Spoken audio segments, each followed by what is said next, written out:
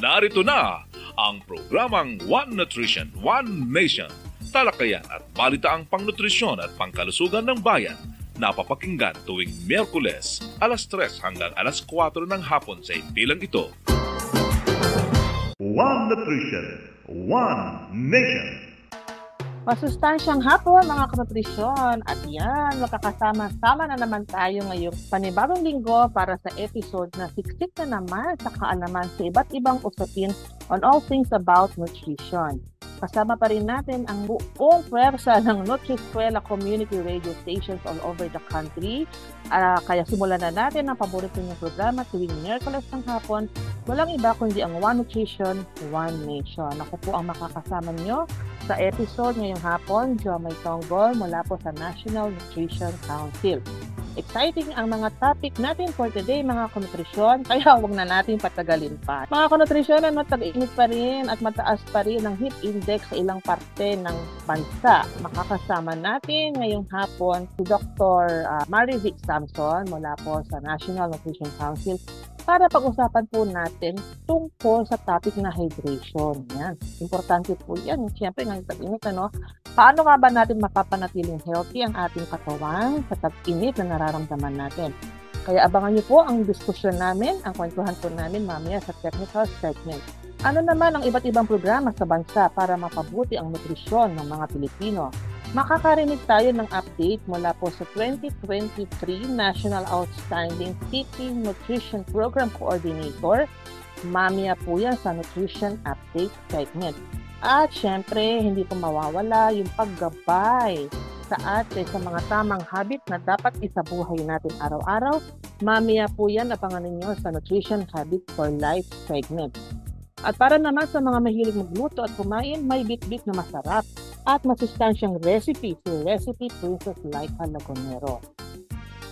At syempre, kung may mga katanungan kayo tungkol sa nutrisyon, sasagutin namin yan sa Tanong Mo, Sagot Ko segment. Mag-comment lamang po kayo sa Facebook page ng One Nutrition, One Nation Radio Program at sa FB page din po ng inyong mga Nutri-Eskwela radio stations upang mabigyan linaw ang inyong mga katanungan. So mga kanutrisyon, stay tuned at susunod na po ang Nutrition Update pagkatapos po ng ilang paalala. Ipinakikilala ang kampyon ng 10 Commandments, si Mang Moy. Commandment number 1, kumain ng iba't ibang pagkain. Iba't ibang pagkain? Yes, mga pagkain nagbibigay ng iba't ibang sustansyang kailangan natin. Halimbawa, sa protina, may itlog, isda at butong gulay. Sa carbohydrates, kanin, mais o tinapay. Vitamin at mineral, gulay at prutas. kung halo-halo. Ibang commandment na yan, Elmer. Sundin ang 10 Commandments para sa sigla at lakas ng buhay. Paalala ng National Nutrition Council ng DOH. At nagbabalik po ang One Nutrition, One Nation Radio Program. Yan mga kanutrisyon. Ano nga ba ang bago pagdating sa nutrisyon? Ano ang mga programang pang-nutrisyon ang kasalukuyan pong umiiral sa ating bansa? Sama-sama po nating alamin yan dito sa ating segment na ang Nutrition Update. At ngayong hapon po ay masaya po tayo kasi makakasama po natin ang isang national winner na local nutrition focal point. Walang iba kundi ang nag-iisang City Nutrition Program Coordinator ng Santo Tomas City, Batangas Province, si Ms. Beatriz Erica Breva. Siya po kasi ang ginawara ng 2023 National Outstanding City Nutrition Program Coordinator Award para sa taong, actually ginawaran siya for 2023 pero yung award ay 2024. Ayan.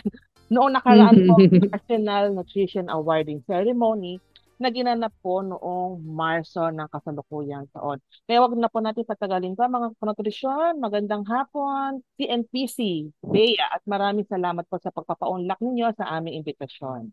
Yan, magandang hapon din po and thank you po sa invitation at dun sa generous po na introduction, Ma'am Jomai. Thank you po. Ayan. So, Ma'am Bea, umpisahan na po natin bilang City Nutrition Program Coordinator or CNPC, no? Ang dami talaga acronyms na pagdating sa nutrition. Kaya pakikwento niyo po nga sa amin, ano po ba yung papel ninyo sa kabuuang nutrition program management at PIPAN implementation sa syudad po ng Santo Tomas? Okay po. So, as a CNPC po, bale, sa amin pong lungsod, nagsiserve na po akong CNPC from 2022. Mhm. Ah, and then, yun nga po, nung 2023 po yung naging evaluation at sabi niyo po na award po siya this year lang po by the national. Doon po sa mga past years pong yun as a CNPC, ang main responsibility ko po is to facilitate po yung delivery ng mga programs, interventions po na naka-align po doon sa ah, Local Nutrition Action Plan po ng aming pong lungsod. Siyempre po, supervise po ng aming pong sinaw. Ayun. So more on facilitative ano ang ating Yes po. trabaho kasi coordination nga, coordinator tayo. Siyempre, Ma'am Bea, si NPC Bea, hindi naman sa lahat naman ng trabaho sa gobyerno, hindi laging smooth sailing, no? Especially sa local government unit. Pwede niyo bang i-share sa amin ano naman yung mga, siguro isa sa pinakamalaking challenge na naranasan ninyo sa inyong tungkulin bilang CNPC at papaano niyo po ito na-address? Siguro po, mako-consider ko po siya na pinakamalaking challenge yung shortage po ng manpower. Though ito naman po ay sa tingin ko po hindi lang po yung city po namin ang nakakaranas po niyan kahit po mapasa ang LGU po siguro. I mean Mhm. karamihan po it's a common challenge po sa isa pong LGU lalo na po yung mga tao po na nakafocus po talaga sa nutrition program. Nagkataon lang po, actually hindi rin naman po siya ganun ka-challenge. Though na-consider ko siyang challenge pero kung i-compare ko po kasi siya sa iba pa pong LGU na designate lang po ang mga main nutrition workers ng program.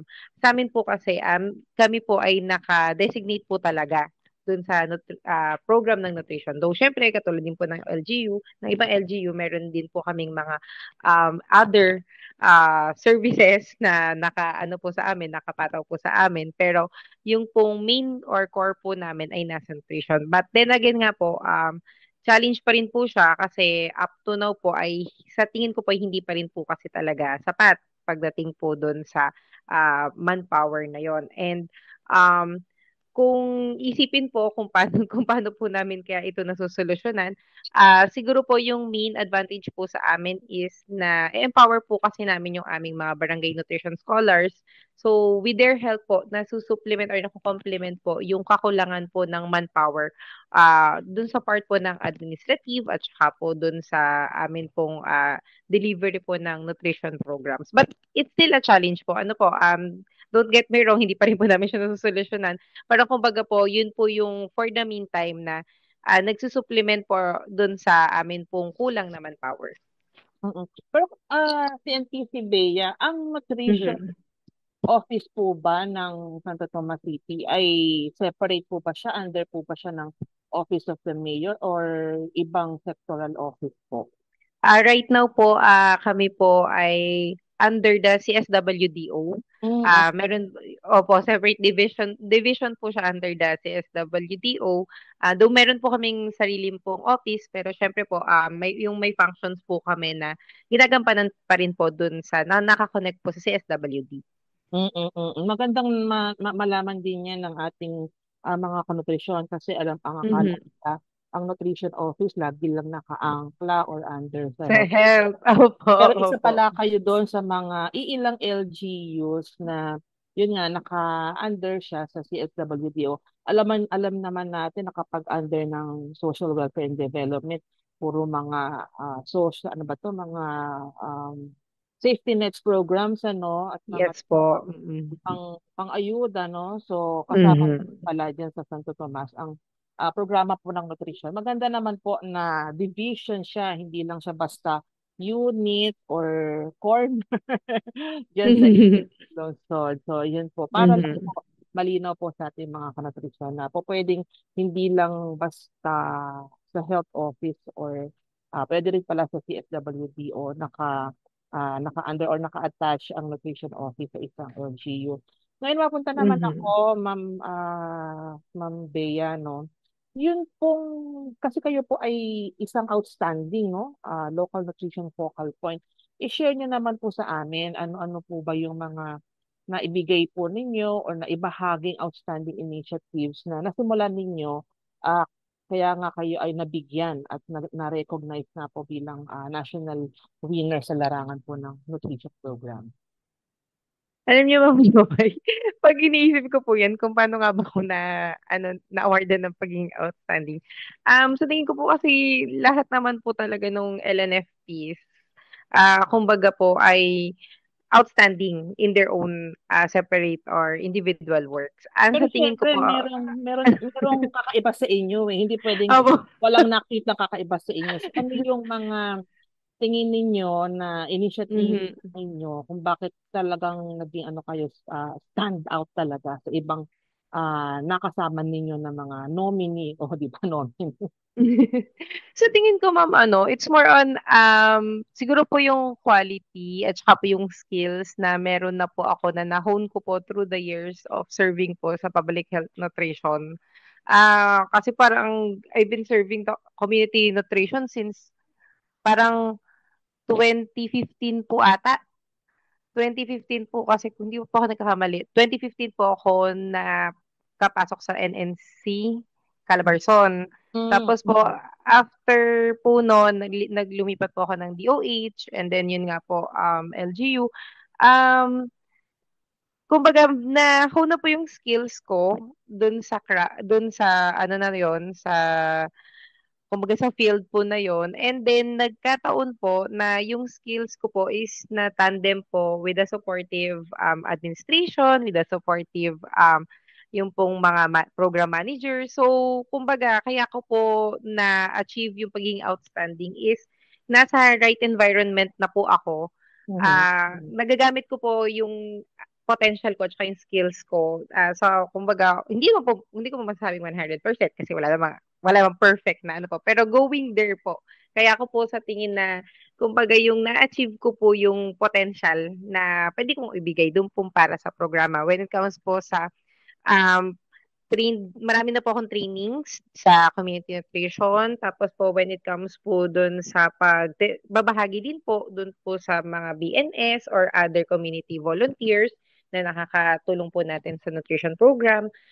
Nahuna din po yung skills ko siguro sa pagsusulat, doon po sa pagpapackage po ng mga reports, yung mga ganon. So, coupled that with the right environment po at saka yung supportive administration po na ginagalawan ko po, siguro po yun po yung mako-consider ko kung bakit po ako yung naging outstanding nung taon po na yun. Tsaka yung isip ko nga, based din dun sa sharing mo kanina, si NPC, kahit kulang kayo sa kamukha na ay sa human resource, so, sa mga BMS, pero hindi yun naging hadlang sa inyo eh. Di ba? Mhm. Gumawa kayo ng sistema para ma, ma-complement, kumbaga, ma-utilize, maging instrument Mhm. pati ng mga BMS para maging katulong ninyo talaga sa Mhm. pagmamanage o sa pagko-coordinate ng ng nutrition program. Hindi yun kasi kahit sa ibang nutrition worker pag nakita nila na ay kulang ng tao, nako parang mahihirapan tayo mag-implement ng programa. Pero meron kayong desire, hindi na Yes wala po. desire. Tsaka siguro nag-isip kayo ng Mhm. sistema, nako paano ko ba kayo utilize? Paano ko ba magiging Mhm. kakampi talaga ng mga BNS para hindi hadlang, no?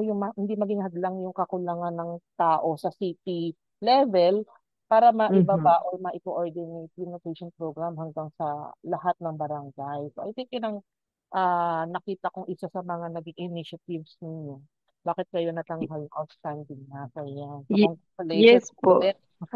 So ayan. Mhm. At saka i-add ko lang din po, Ma'am Jomay, kasi ano po yung sabi ko nga po, hindi po kasi talaga lahat ng LGU merong, kumbaga yung iba po designate, ganyan. Tama po, di ba, yung mga sinaw Mm-mm. nila, sa NPC, ganyan. Siguro yun din po yung isa talagang great advantage po namin, na yung sinaw po kasi namin, maliban po sa, though meron pa po siyang ibang position kasi currently assistant din po siya ng office namin, pero kumbaga, hindi lang po siya designate. Siya po talaga yung sinaw. So, kumbaga yung nakaka-focus po yung program po ng nutrition dun sa, nakaline up po talaga sa sinap po namin. Nakaline up dun sa LNAP po namin. Yung ganun po. So, yun po rin yung isa talagang advantage kapag meron kayong yung mga tao na nakatutok po talaga. Tsaka Kahit I'm po sure, maunti, oo, basta dedicated po. I'm sure Ma'am Bea, ano din eh, yung ding networking ninyo with other partners. I think mukhang Mm. malaking tulong din yon at nagawa niyo ng paraan bilang kayo ang CNPC para sabi niyo nga kanina kayo ay facilitator, di ba, ng isang programa. So I think yung networking capacity ninyo ay nandoon at maayos para magkaroon kayo ng marami talagang galamay or kakampi, no? Para talagang Mhm. matutukan at ma-monitor, ma-implement yung nutrition program sa siyudad po ng Santo Tomas, dyan po sa lalawigan ng Batangas. Ito na lang, Ma'am Bea, no? Since limited po ang ating kwentuhan, ano? Ano po ang Opo. inyong maaaring ibigay na mensahe para sa ating mga kanutrisyon at kapwa ninyo lingkod bayan na nakikinig po ngayon? Siguro po ang maiiwan ko pong message is, mahirap po talaga siya, kasi right now po, sa tingin ko po ay kulang pa yung mga policies po natin when it comes dun sa construction po ng, specific nutrition office.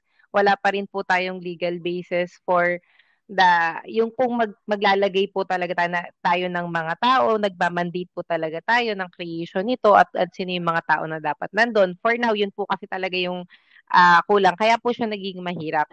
But then, if talaga pong nandun po yung pagsiservisyo, kasi syempre po nasa public service po tayo, so dapat po hindi siya mawawala amidst the challenges, amidst the kumbaga sa shortage po ng resources, dapat po nandun po yung commitment po natin. Kasi at the end of the day, kailangan po nating isipin na kahit po maonte or hindi natin magagawa lahat ng mga activities po na naka-line up po sa atin, at least one at a time po, nagpo-progress po tayo.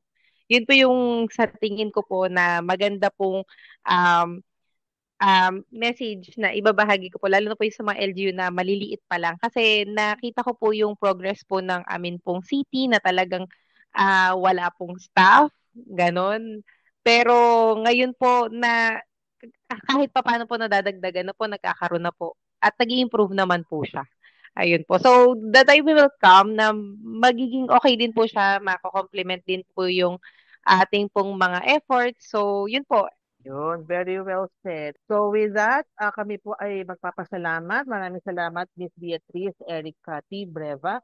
Siya po ang City Nutrition Program Coordinator at ang ating 2023 National Outstanding City Nutrition Program Coordinator. And Ma'am Bea, all the best and more power sa inyo. At regards po sa lahat po ng kapatid natin, kapamilya, kapuso, and ka-nutrition dyan po sa Santo Tomas City, Batangas. At mga kanutrisyon, wag po kayong aalis at magbabalik pa po ang One Nutrition, One Nation magkatapos po ng ilang paalala. Narito na tayo sa Kumain-ment number 8. Mang Moy, Hinay-hinay sa pagkaing maaalat, mamantika at matatamis. may tanong po si Miss Josie. Masama ba kung puro prito kinakain?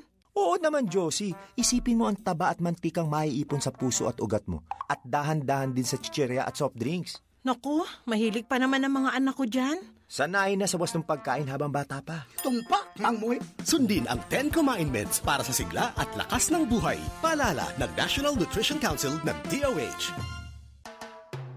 Kayo pa rin po ay nandito at nakikinig sa One Nutrition, One Nation na ume-ere po sa Nutriskwela Community Radio Stations po sa buong bansa. At ang ating Nutrition Habit for Life ngayong linggo ay kumain ng probiotic para di problematic ang tiyan. Alam niyo ba mga kanutrisyon na may mga pagkain na nagtataglay ng good bacteria?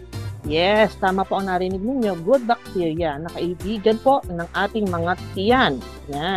Yan po ang tinatawag nating probiotics. Makikita po ito or ito po ay mayroon sa mga fermented o binurong pagkain tulad ng burong isda, tsara, kesong puti, bagoong isda, kimchi, fermented na gulay, at minsan po pati sa ilang inumin tulad po ng probiotic drinks. Hinihikayat po namin na magsama kayo nito sa inyong meals dahil para itong peacekeeper ng ating mga tiyan. Tinutulungan nito ang ating digestion, resistensya, at nag-iiwas po sa kabag at constipation. Kaya ugaliin po maglagay ng isang serving ng probiotic-rich food sa inyong plato. Yan po, mga kanutrisyon po ha, probiotic food. At yan po ang ating nutrition habit for the week. Diyan lamang kayo At magbabalik po ang One Nutrition, One Nation. Walang mintis ang pagpapabreastfeed sa akin ni nanay. Kahit nasa trabaho siya, pinag-iipon niya pa rin ako ng breast milk niya. Ibang klase talaga siyang magmahal. Upang makuha ang 100% na nutrisyon ng breast milk ni nanay, kailangan ng 100% na dedikasyon ni nanay. Sa unang 6 months ni baby, breastfeeding lamang, wala nang iba. Mula 6 months pataas, bigyan din siya ng ibang angkop na pagkain kasama ang breast milk. Nay, salamat po sa tiyaga. Suportahan ang first 1,000 days, isang paalala mula sa National Nutrition Council, DOH. Hindi magiging kompleto ang ating hapon kung wala ang pinaka-star or bida ng ating episode so ang ating technical segment. At ngayon po ay makakasama natin sa isang makabuluhang kwentuhan. Ito po yung tungkol kung paano natin mapapanatiling healthy ang ating katawan ngayon pong panahon ng tag-init. At ngayong hapon nga po ay makakasama natin si Dr. Mary V. Tulabos Samson. Siya po ay isang registered nutritionist dietitian at meron po ng doctorate po. At isa po siya sa mga nutrition officers 3 dito po sa National Nutrition Council. Siya po ay galing sa Nutrition Policy and Planning Division. Kaya huwag na po natin patagalin pa mga kanutrisyon. Magandang hapon, Doc Beck, as we fondly call her.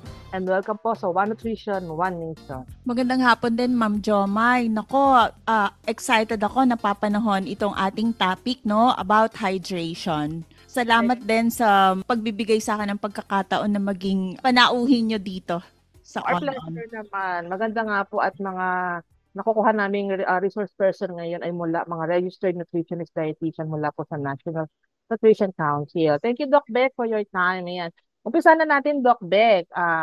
Una-una, bigyan nyo nga kami, explain nyo sa amin, ano ba ang ibig sabihin ng hydration? Yan, para malaman po ng ating mga kanutrisyon. Okay, napaka-technical nung salitang hydration kasi wala tayong mahanap na equivalent ng Filipino term. Pero inisip ko naman, or I believe halos lahat na uunawaan ang salitang hydration. So ang ibig sabihin nito ay ito ay isang proseso, no, nung pagkakaroon ng tamang dami ng tubig or fluids, no, sa ating katawan. At ito ay nakakatulong sa iba-ibang functions na nangyayari sa ating katawan. Ano, lalong-lalo na ngayon sa panahon ng tag-init, ang taas ng heat index. So, ang daming nangyayaring losses, no? Losses ng water or ng likido mula sa katawan. Kaya kailangan ay maibalik ito, no? Kaya tinatawag na hydration. So, ibinabalik natin sa katawan yung nawalang tubig through pagpapawis, ihi ng ihi. So, kailangan magkaroon pa rin ng tamang dami ng tubig or likido sa ating katawan, Ma'am Jomay. So, Ma'am Beck, kasi sabi nyo kailangang dagdagan o damihan yung mga nawawalang tubig or likido. Ano nga ba ang role ng tubig sa ating katawan? At yung mga sinasabi nilang, parte rin po ba yung pagre-replenish po ng mga sinasabi nilang electrolytes? Ano ba yung role nito? Bakit kailangan ito sa ating katawan? Bakit kailangan silang, sabi nyo nga, ibalik or i-replenish? Yes, tama, Ma'am Jomay, no? Napakahalaga ng tubig, no, sa ating katawan kasi malaking bahagi ng ating katawan ay composed of water. So, ito ay makikita sa ating brain, no? It's about 75% sa ating mga buto, about 31% sa ating lungs, blood, lalo na sa blood, sa ating dugo, no? About 95%. And then, sa muscles, lalo na din sa ating puso. So kaya mahalaga na ang tubig ay meron dito sa ating iba't ibang bahagi ng katawan para sa transportation, no? Unang-unang role ng tubig. So ito, ang ibig sabihin nito ay nagiging solvent ang water kasi solvent at the same time ito ay isang kasangkapan or instrumento para maibahagi ang tubig sa iba-ibang parte ng katawan, no? Kasi pag dumadaloy ang tubig sa katawan, dala-dala nito or parang delivery boy siya or messenger siya ng ating mga sustansya or nutrients. Pati na rin ang oxygen sa mga cells at sa iba-ibang organs. Isa pa, nagdadala ang tubig sa katawan ng yung waste products, no, para maalis ito. Kaya 'di ba, ang waste products natin, ito ang ating ihi, ito din yung ating yung pawis, no, lalo na ngayon na tag-init. So sa transportation po 'yon. Meron din po tayong role doon sa temperature regulation. Kasi kung mainit ang panahon, no, pagka pinagpapawisan, so nire-regulate nito, binabalanse ang temperatura sa ating katawan. Kaya yun yung tubig na nasa loob ng ating katawan. And then, meron ding ginagawa sa chemical reactions. Ang daming chemical reactions, no? Kaya napaka-importante ang tubig. Kagaya na lang noong pagiging reactant ng tubig sa hydrolysis, no? Kasi binibreak down ng tubig yung mga malalaking molecules into smaller ones. Kagaya ng protina, 'di ba? So pag binibreakdown ito, no, sa mas maliliit pa. Facilitator din ang tubig. Kasi kagaya sa protina, it helps protein folds into their functional shapes and provides the environment para sa mga enzymes, no, na dinadala sa iba-ibang bahagi ng katawan upang magampanan ang kanyang specific reaction. So yun yung ibig sabihin ng facilitator para po sa enzyme. And then nagiging lubricant din, no? Fina-facilitate nito yung paggalaw or pagkilos or movement ng ating mga joints. Like joints natin sa tuhod, sa paa, sa kamay. So, kailangan ang tubig kasi para smooth at maayos ang movement. Meron din po itong role sa digestion, no? Kaya yung ating mga pagkain, bini-breakdown din ito ng ating tubig at it prevents us from constipation. Kaya lagi kasabihan, 'di ba? Pag constipated tayo, sabihin natin, parang hindi ako natunawan. So, ang advice natin ay uminom ka ng maraming tubig para maging maayos, no, yung panunaw mo. So, yun, digestion. Meron din tayo sa shock absorption kasi pinoprotektahan nito yung mga sensitive organs natin kagaya ng ating utak at spinal cord. And then, kagaya ng nasabi ko kanina, very important ang role ng tubig sa waste removal kasi it helps the kidneys filter and remove waste products from the body para sa ating pag-ihi. Tapos, importante din po ang tubig sa cell function para sa cell growth and repair. So, yun po yung major role ng tubig sa ating katawan. Thank you, Ma'am Beck. Dami pala talagang importanteng role, no, ng tubig sa ating katawan. Ngayon, nasusunod ko tanong, Ma'am Beck, kasi pag-usapan natin hydration. Yung ano naman, yung kabilang phase naman, no, yung dehydration. Ano ba yung mangyayari kapag tayo ay dehydrated na? Ano? Paano natin masasabing dehydrated na ang isang tao? At ano yung mga symptoms na dehydrated na or mukha na tayo magiging dehydrated? Meron tayong tinatawag na mild to moderate dehydration, meron ding severe. Ang unang-unang sign, no, ng dehydration ang pagkauhaw. Pagka inuhaw ka, ibig sabihin kulang na yung likido or tubig sa katawan mo. Doon sa mild to moderate, sa bukod sa pagkauhaw, makikita natin yung pagkatuyo ng ating bibig, no? And then, medyo konti lang ang lumalabas pong ihi. And then, natutuyo din yung ating skin. So, tingnan po natin, ano?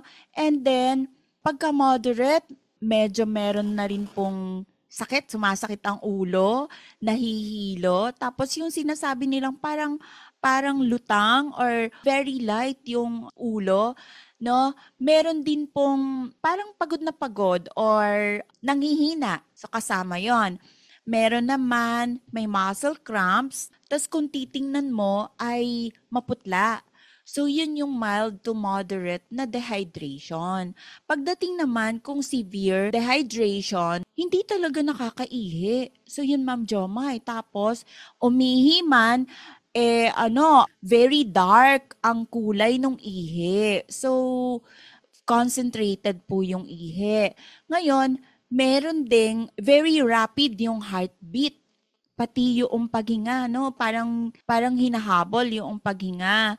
And then makikita sa mata na medyo malalim ang mata at ito mapapansin na irritable or lito, hindi mo makakausap ng maayos kasi syempre nararanasan natin ito no pagka talagang tayo ay dehydrated kasi maraming nangyayari sa loob ng katawan so ikaw ay irritable.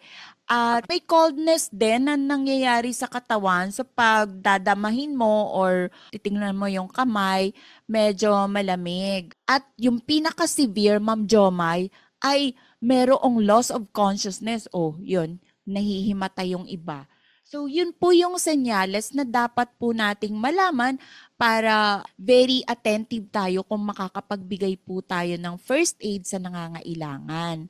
Ma'am Beck, yun palang na symptoms mo na nauuhaw ka, dapat mag-give in ka na, di ba? Dun sa urge ng pagkauhaw. Huwag na natin intayin yung iba't ibang senyales pa na maramdaman natin. Yung katulad ngayon na mabanggit nyo, medyo lutang, tapos nanunuyot na yung lalamunan, kulang ka na, ang pangit na nung color ng ihi mo. So dapat pala talagang watch out tayo na hindi natin pinagwawalang bahala yung uhaw natin. Tama po, Ma'am Jomay. Inom agad ng tubig pag nauhaw. And kung pagka every time na, minsan po ang ginagawa, Doc Beck, every time na pagka visit sa CR na wiwi, yung iba, umiinom uli, di ba? Umiinom uli ng tubig para, yun, ma-replenish uli yung nawala. Opo, tama po yun. Okay, ayan. Ang tanong ko naman po sa susunod, sabi nyo nga, uminom, pag nauuhaw tayo, gaano ba karaming tubig?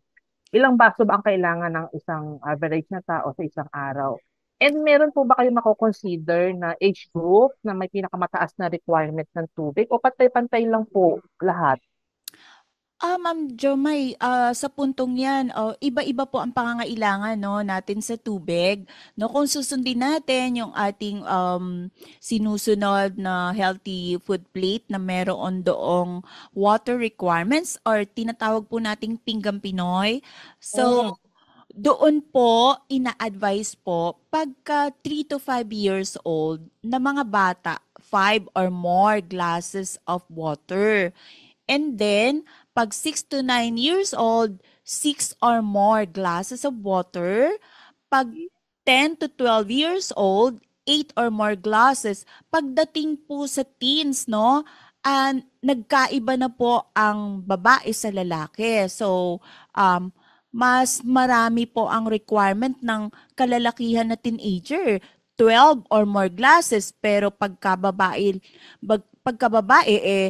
9 glasses or more lang po. So, yun po ang tandaan natin. So, basically, kasi po ay, dito po yung catch-up growth, no? Talagang mabilis ang paglaki no, ng mga teenagers.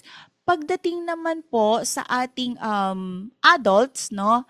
Pag lalaki, 10 or more glasses, pagkababae, 8 or more. So, matatandaan po natin na malaki pa rin ang requirement ng kalalakihan. Pagka sa mga matatanda po or elderly, 8 or more sa lalaki, 7 or more pagka sa babae.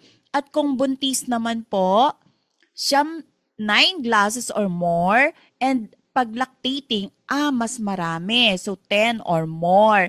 At sa tanong nyo, Ma'am Jomay, sino ba ang merong may pinakamaraming requirement? Ito nga po, nabanggit ko, ito pong mga teenager na kalalakihan. So, 12 or more glasses of water. So, yun po yun, Ma'am Jomay. So, katatandaan nating lahat na kailangan pong mapunuan, no? Or mapalitan yung mga nawawalang likido or water sa ating katawan. Yun po yung para sa ating mga Pilipino. Okay. So, yun naman po ay iba-iba pala ang requirements kada age group na nandoon ng isang tao no, or isang Pilipino. Tsaka ito naman, Doc Beck, ay yung sinasabi natin halimbawa 8 glasses of water or more, ito ay naka-divide no, sa isang buong araw, hindi naman ibig sabihin sa Oo isang naman. inom ka ng 8 baso ng tubig. Malulunod ka noon. Hindi mo kayang ubusin yung Oo. So, dapat siya oo, i-distribute madami. yung 12 glasses, 10 Oh, glasses sa yes. buong araw, sa loob ng isang araw. So, Yes yan. po. Tanong, Ma'am Beck, bakit nga ba nagbabago, tumataas yung fluid requirement kapag mainit ang panahon?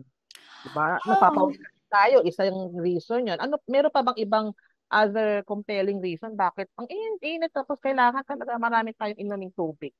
gaya ng nabanggit ko, Ma'am Jomay, kasi sobrang pagpapawis ang nangyayari eh. 'Di ba pag mainit, nakikita natin na parang tumutulo yung pawis, hindi lang siya yung konti, no? Pag sobrang init, para ding may gripo ba or as Tagaktak? in Para tagaktak yon ang yung tagaktak ang ano natin, ang term, no? As in, nagfo-flow siya. Hindi siya yung tulo lang. Kaya, very important for us na kailangan iinom agad kasi kung dire-diretso yan for how long, no, pag medyo matagal, ay nako, kailangan po talagang ma-replenish or mapalitan doon sa ating nawalang ano to, sa perspiration po natin. So Ang yun sabi po. nga, Doc Beck, ng mga eksperto, yan nga daw, pag kulang ka sa tubig, it could lead to heat stroke. At yun nga ang araw nating mangyari. Sabi mo nga, bigla ka na lang hihimatayin kasi kulang na yung tubig sa katawan mo. Tsaka nabanggit nyo na rin kanina, Doc Beck, kanina nililito ko kasi yung role ng tubig. Yung isa niyang role na yung sa thermal, yung kanina sa temperature ng katawan natin, no? Kaya kailangan nababalanse ng tubig yung internal temperature natin. Yes. Hindi lagi tayong hindi lagi tayong Nire-regulate nito ng nire-regulate tubig. Oo. on kaya pala yun. Oo. Bukod sa tubig, Ma'am Doc Beck, may mga inumin pa po ba, inumin ha, or pagkain na pwedeng makatulong sa hydration? Kasi sabi niyo hindi lang tubig. May iba pa bang healthy na inumin? Yan, healthy ha, sinasabi natin ha, or pagkain na pwede makatulong sa hydration. We advise na kung merong makikita diyan na coconut water, yung buko juice, Oh. maganda po yun kasi meron po siyang potassium at kailangan agad-agad po ma-replenish ang potassium kasi ramdam po natin yung panghihina pag dehydrated. Ang coconut water po, ang taas nito sa potassium.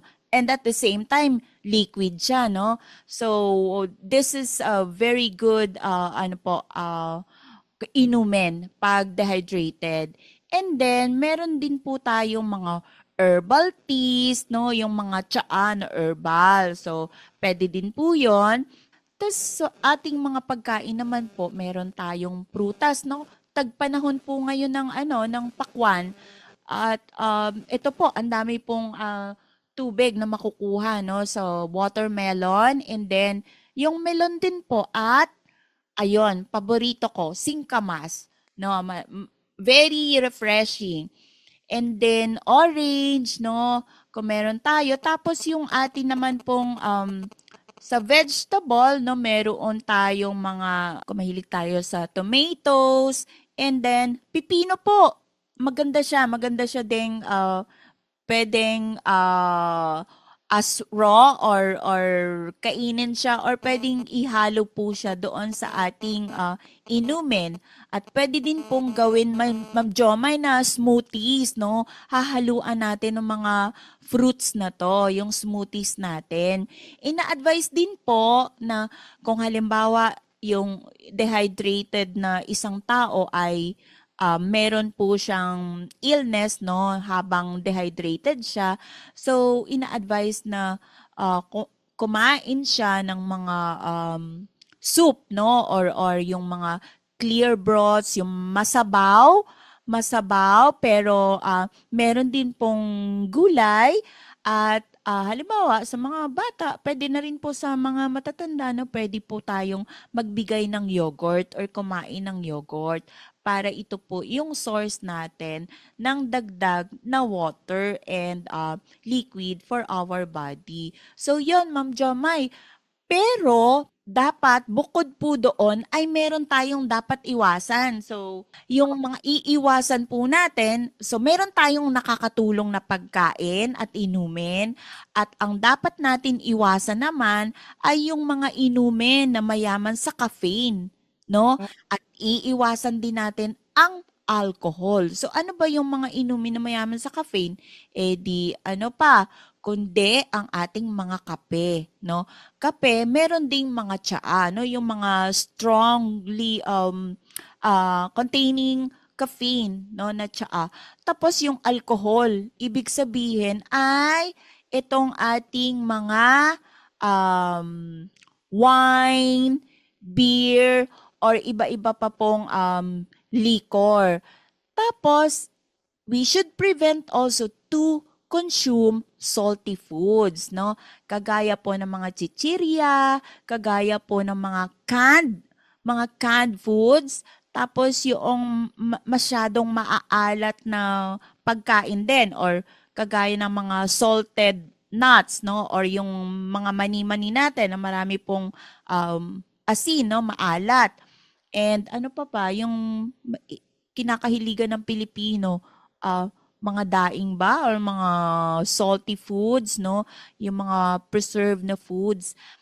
Tapos, bakit kailangang iwasan yung mga salty foods? Kasi mataas po ito sa sodium na nag-i-increase ng fluid retention sa ating bloodstream, no?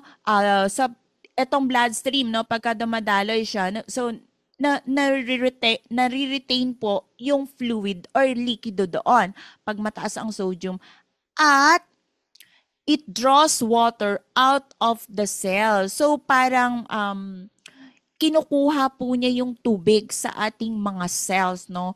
Kaya kailangan iwasan ang salty foods na mataas sa sodium.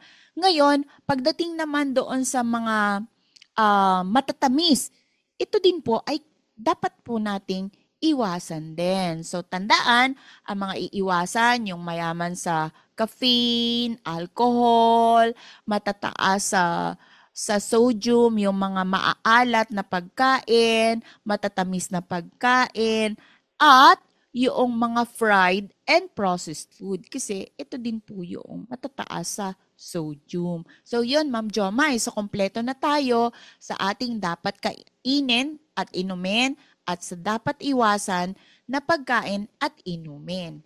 Back Para to you, iwas. Jomay. Yes po. Para iwas dehydration. Tama-tama.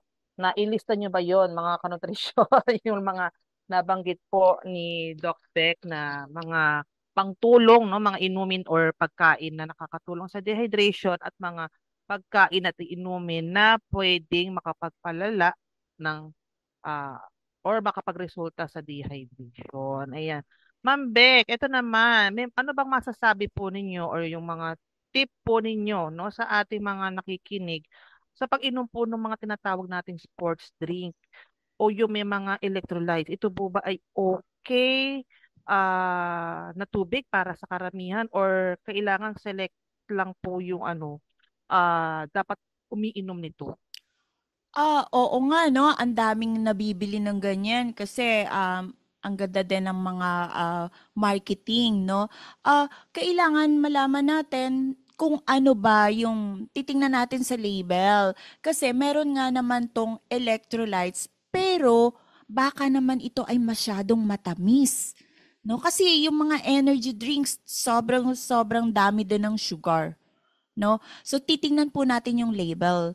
So, mas maganda po talaga tubig, pero kung wala tayong makita at agad-agad na merong available na electrolyte drinks or energy drinks, no, kailangan suriin po natin yung labels. Dapat po ang sugar content po nito ay hindi ganon kataas para andin po controlled po, no, yung sugar na mako-consume natin, kasi kagaya ng nabanggit, kailangan po ay hindi matamis, no. So pwede rin naman po, kaya lang kailangan controlled po yung laman or content ng sugar ng ating electrolyte drinks.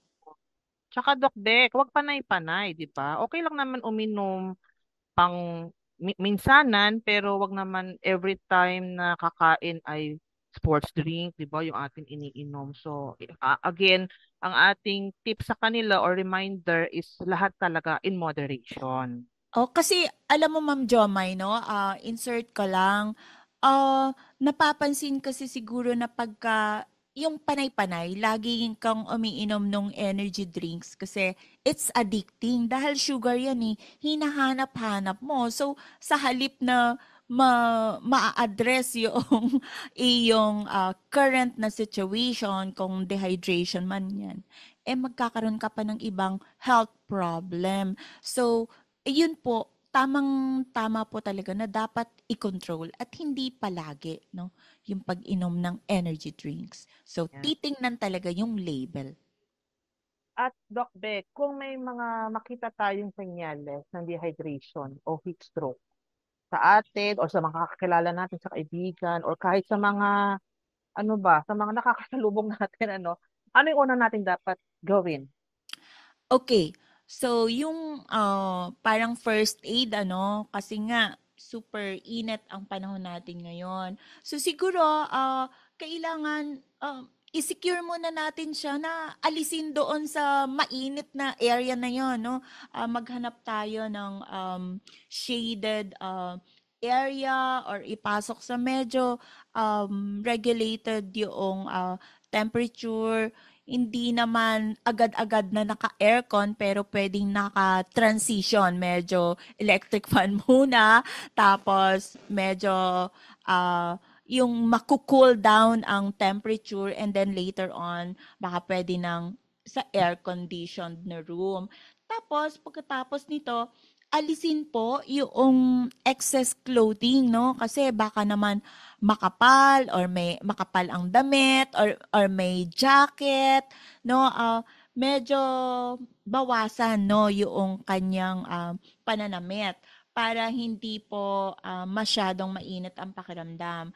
Pagkatapos nun, bigyan po ng tubig pero yung pasisip-sipin lang ng dahan-dahan pero consistent. Hindi yung diretsong lagok lahat. Ano po? Siguro naiintindihan naman ako, no? Yung lagok na term, yung parang dire-diretsong pag-inom, hindi po ganon. So, dapat ay sip or sisip-sipin ng paunti-unti, dahan-dahan, pero dire-diretso, consistent. And then, pagkatapos po nun, pwede pong i-offer ang ORS, no? Pagkakailangan niya or talagang with the advice of the doctor, no? Kasi with that time, siguro nakarating na po yung ating medical health. And then, kailangan po makapag-rest, no? Itong ating pasyente at medyo ihiga ng maayos para makapag-rest po yung paa, konting elevated po yung legs para maging maayos po yung daloy, no? Daloy ng dugo. And then mahalaga na i-monitor po, no? I-monitor, tingnan yung mga senyales, no, ng dehydration or mai-feedback po natin sa physician, no? Tapos, yun pong nabanggit initially kung ano man yung napansin, ay ibibigay po natin ang feedback doon sa ating physician or sa medical doctor and other health personnel para madagdagan ng lunas, no, itong pasyente natin. So, yun po yun. First aid lang naman, kaya madalian po na maibigay itong first aid natin. So, yun po, Ma'am Jomay.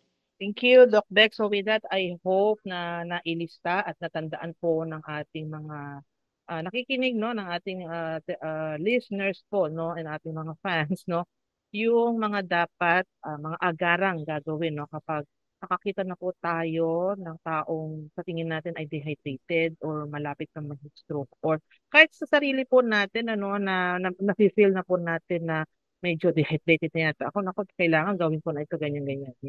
So with that, nakukulang talaga ang ating oras. Maraming salamat, Dr. Marivic Sulapo Samson. Siya po ay mula sa National Nutrition Council. Thank you, Doc Beck, para sa makabuluhang diskusyon natin ngayong hapon, kwentuhan ngayong hapon. Kaya mga kanutrisyon, huwag kalimutang uminom ng tubig, hindi lamang kapag nauuhaw, kundi all the time, para all the time din ang ating energy. So with that, dyan lamang po kayo at magbabalik pa rin po ang One Nutrition, One Nation after po ng ilang reminders. Narito na tayo sa Kumain number 8. Mangmoy, Hinay-hinay sa pagkaing maaalat, mamantika at matatamis. may tanong po si Miss Josie. Masama ba kung puro prito kinakain? Oo naman, Josie. Isipin mo ang taba at mantikang maiipon sa puso at ugat mo. At dahan-dahan din sa chichirya at soft drinks. Naku, mahilig pa naman ang mga anak ko dyan. Sanayin na sa wastong pagkain habang bata pa. Tumpak, Mangmoy. Sundin ang 10 Kumain Meds para sa sigla at lakas ng buhay. Paalala ng National Nutrition Council ng DOH. Kayo pa rin po ay nakikinig dito pa rin po sa One Nutrition, One Nation. Bagay po sa masarap at interesting na kwentuhan natin ngayong hapon ay ang masasarap, abot kaya at Pinoy style recipes na handog po ni Recipe Princess Laika Latonero. Kaya naman, Recipe Princess Laika, ano ba ang recipe na baon mo para sa amin ngayong hapon? Ihanda na ang panulat at papel dahil tiyak na panalo sa sustansya at sarap ang recipe na dala ko para sa inyo. For today's episode, magluluto tayo ng lakatan pancakes. Bago tayo magsimula, tandaan ng ating food safety reminders upang masiguro na hindi lang masustansya, safe rin ang pagkain na ating ihahanda. Laging tandaan, maghugas ng kamay nang hindi bababa sa 20 seconds gamit ang sabon at malinis na tubig bago, habang at pagkatapos maghanda ng pagkain. Ikalawa, siguraduhin na malinis ang lahat ng mga kasangkapan na gagamitin sa pagluluto. At ikatlo, linising mabuti ang mga sangkap na gagamitin. Ngayong ready na ang lahat, let's start cooking! Ang mga sangkap na kakailanganin ay 2 piraso ng hinog na lakatan, 1 tasa ng harina, 1 kutsara ng asukal, 1 piraso ng itlog, 1 tasa ng gatas, at iodized salt pampalasa. Para naman sa paraan ng pagluluto. Sa isang mangkok, paghaluin ang harina, asukal at iodized salt. Sa isa pang mangkok, durugin naman ang mga saging at idagdag ang itlog at gatas. Haluin ito ng mabuti. Paghaluin ang mga sangkap mula sa 2 mangkok hanggang mawala ang mga buo-buo. At painitin ang kawali, lagyan ng mantika at lutuin ang tig 1/4 na tasa ng butter hanggang maging golden brown ito. At ganun lang kadali, handa nang iserve ang ating lakatan pancakes. Pwede itong isabay sa any fruit of your choice. At yan ang aking recipe for the week, Miss Jomay. Salamat, Recipe Princess Laika. Susunod na po ang inaabangan nating tanong mo sa Sagot Ko segment. Kaya wag po kayong aalis dahil baka tanong nyo na po ang ating i-ere sa pagbabalik po ng One Nutrition, One Nation after these few reminders.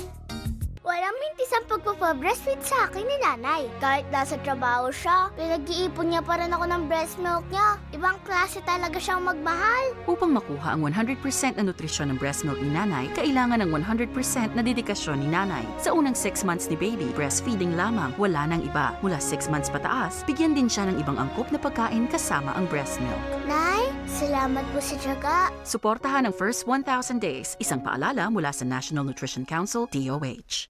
At isang oras na naman ang talakayan tungkol sa tamang pagkain at wastong nutrisyon ng ating natapos. Ang bilis po talaga ng oras, no?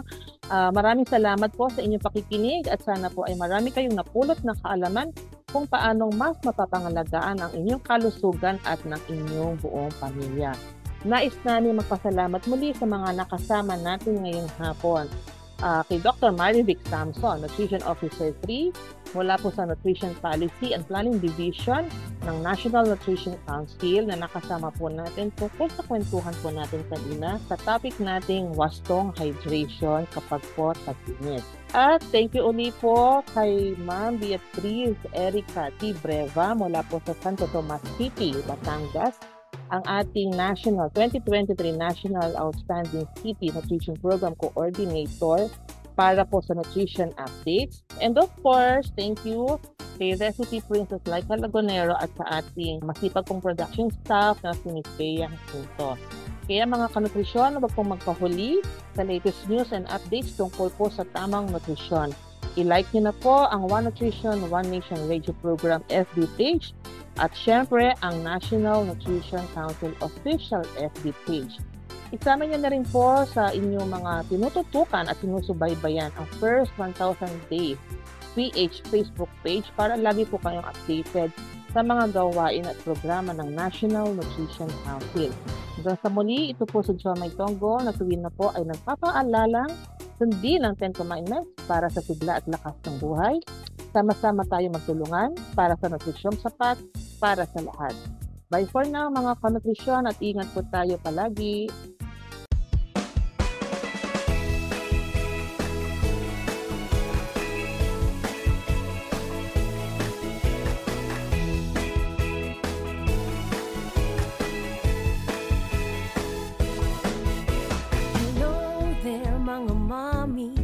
Let's go for healthy pregnancy. Tamang pagkain ng dapat para malusog kayo ni baby. Remember mga nanay, breastfeeding malaking bagay. Ito'y ipagpatuloy kahit na over 2 years old. Tamang nutrisyon, don't forget, yan ang tamang solusyon. Lucky One, oh, oh, oh, yan ang tamang paraan. Lucky One, tamang solusyon.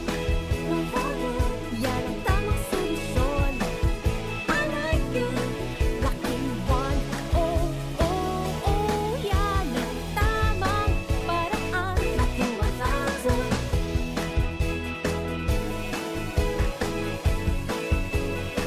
Lucky 1,000. Ang iyong little girl or boy, sustansya'y dapat puno. Susi sa tamang paglaki, go grow food na handa mo. First 1,000 days importante, healthy eating para kampante.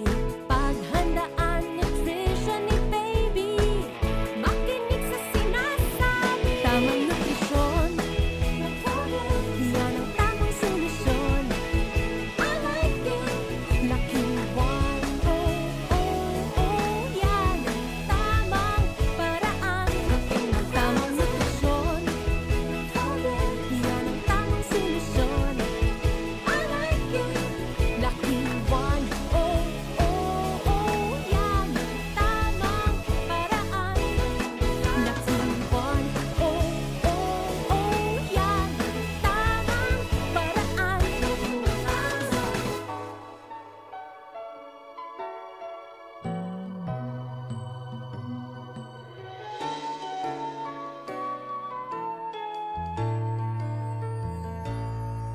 Tumingin dumungaw sa mundo, ano man ang nais makakamit mo.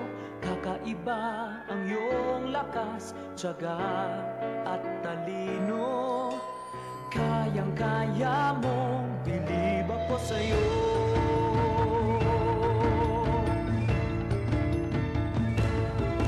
Inuod ka sa nutrisyon at alaga ko, inalaga ang wasto ng pagmamahal ko. Alam kong malayo ang iyong mararating. Ang turo ko iyong palaganapin.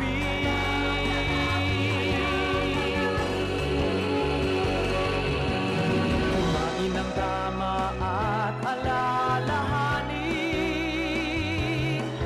Ang wastong nutrisyon ay dapat alamin. Ang lahat ng pangarap mo'y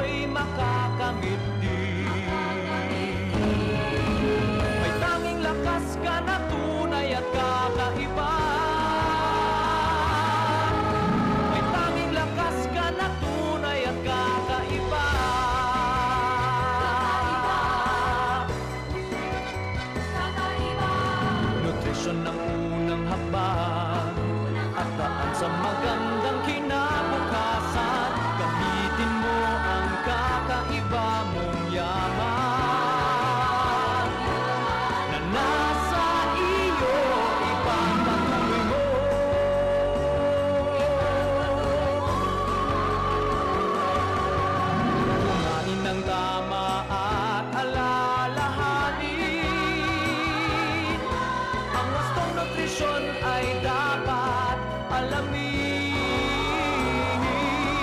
Ang lahat ng pangarap mo'y makakamit din. May tanging lakas ka na tunay at kakaiba. Kumain ng tama at alalahanin. Ang wastong nutrisyon ay dapat alamin. Ang lahat ng pangarap mo'y makakamit din. May tanging lakas ka na tunay at kakaiba. May tanging lakas ka na tunay at kakaiba. Wastong nutrisyon, alamin, gawin at palaganatin.